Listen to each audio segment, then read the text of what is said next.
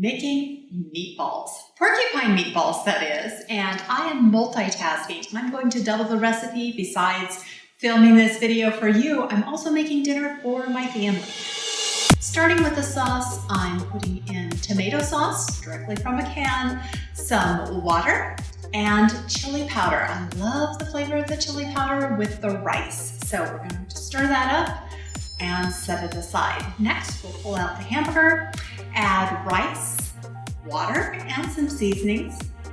Then we're going to mix that up.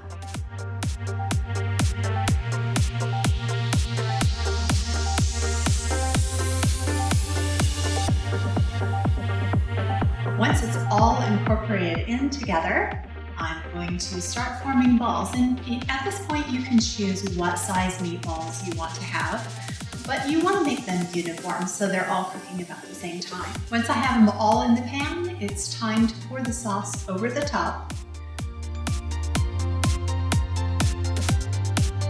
Once that's done, we'll cover it with foil and bake it in the oven.